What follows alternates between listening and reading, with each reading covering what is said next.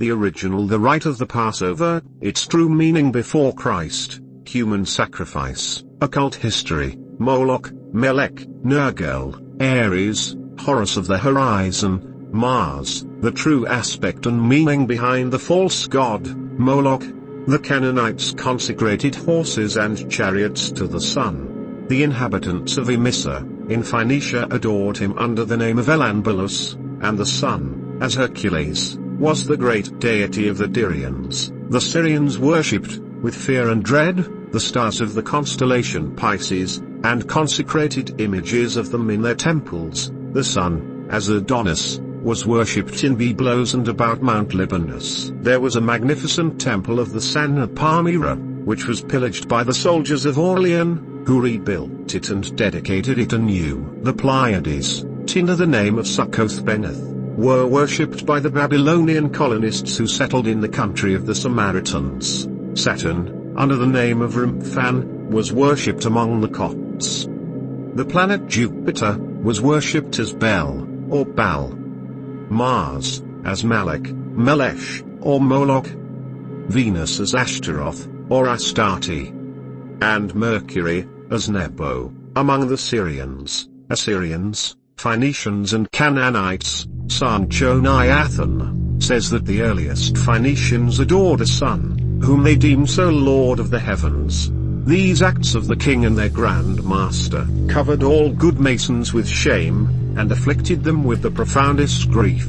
Far from following his example, they lamented his infatuation, and devoted themselves to bringing up their children in the true principles of virtue, pointing them by way of warning to the shameful and irregular life led by the king, as an example to be avoided. The people, following their monarch's example, frequented the temples of the false gods, and sacrificed upon their altars, indulging in all the obscene and indecent rites of the worship of Moloch and Astarte. The Masons long contended against this inroad of vice and evil, but finding their efforts unavailing, and remembering the punishment that similar excesses and crimes had often brought upon their ancestors, they foresaw the future desolation of Jerusalem, and the destruction of the temple, and that the descendants of the Jews would expiate in captivity the monstrous sins of their ancestors, and therefore determined to be into other countries, and avoid the impending disaster.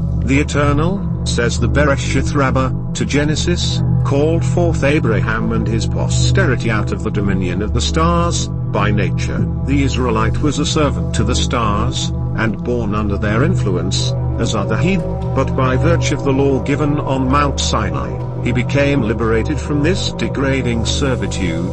The Arabs had a similar legend.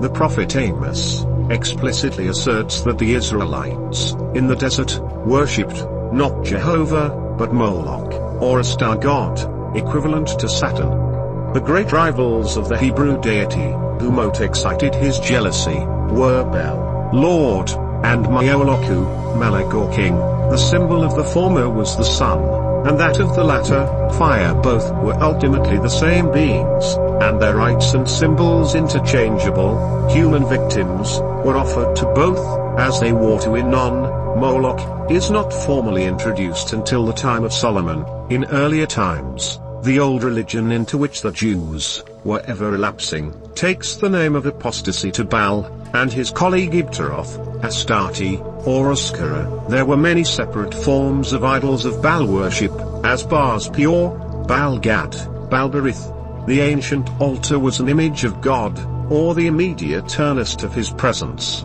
The first altars were called by his name, and were treated as gods. It was essential that the altar, like the world of which it was a symbol, should be four-square. The altar of burnt offering was a hollow framework overlaid with brass, having at its corners the horns of the calf, or bull idol, reminding us of those hollow Moloch images of Phoenicia, forming furnaces into which the victim was thrown. On it the fat was burned, and the blood which was originally dashed in the face of the idol was sprinkled on its horns or poured out at its foot. The Levite who touched the altar, and much more the common man who did so, was to die. Its neighborhood was as formidable to life as that of the flaming mountain made by the divine presence to smoke as a furnace. and so it was converted into a gigantic Moloch image, which to approach or touch was death, if superstition may be said to have reached its climax, when, overcoming the most powerful of human feelings, it brought the infatuated mother to kiss the bull-headed instrument of infanticide.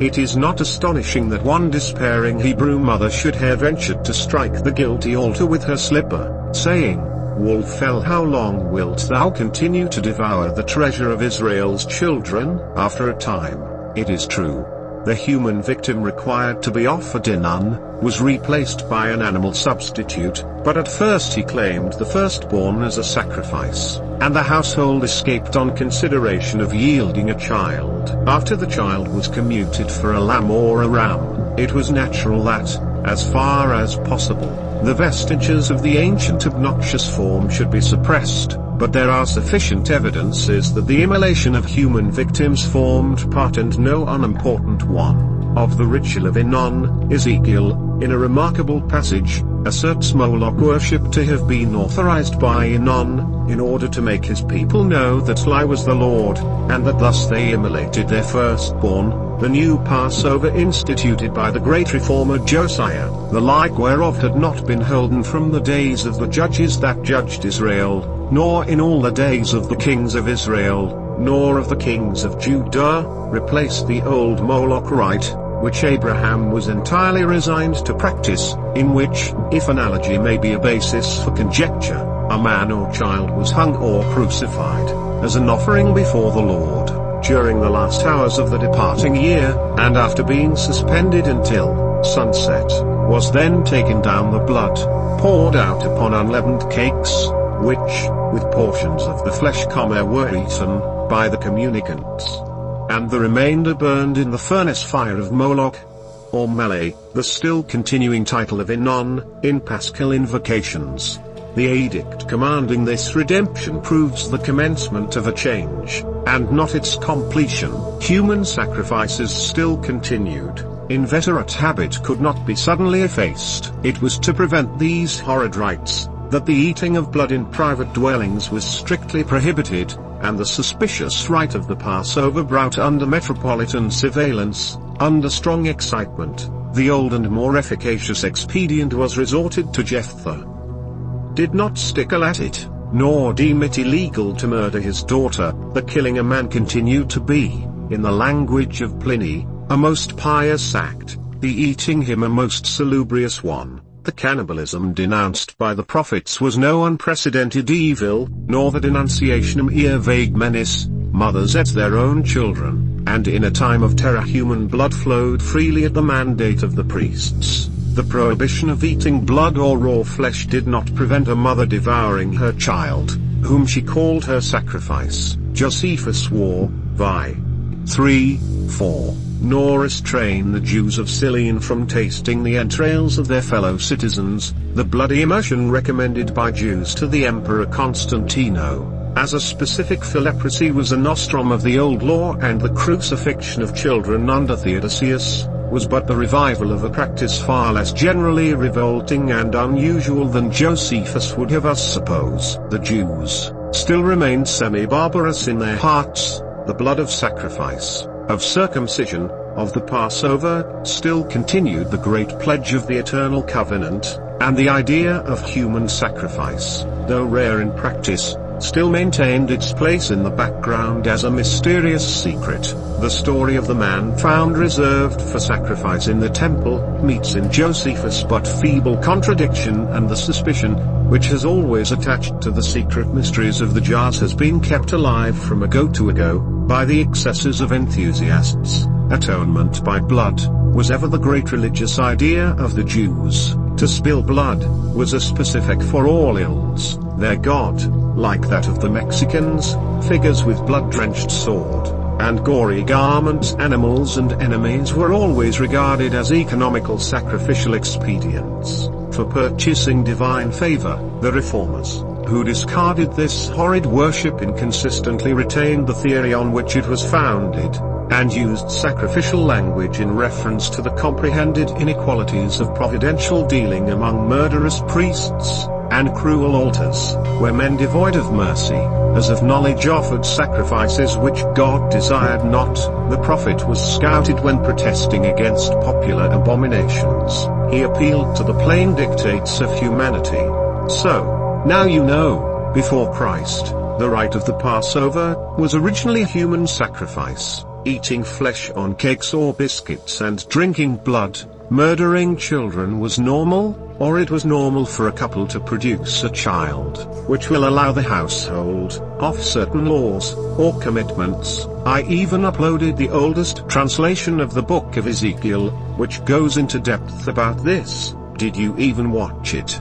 And again, I give you real secret history. History only in the occult will you find real facts. If you continue to read only one book, the KJV, or a preacher, who preaches, so, how do you expect to know the real contexts behind the very words? Well, you're not meant to know, but now you know why. Jesus offered himself as food at the Passover. Jesus said, "This bread is his flesh and this wine is his blood," because he understood the actual problem. But, do you know, and yet you read the Bible, but no understanding of history during this time, so contexts of the biblical stories have no meaning. If you fail to look further than printed words in modern books, ask yourself, what version are you reading? When was your Bible printed, and by whom? You claim you read the KJV, but fail to read the original book.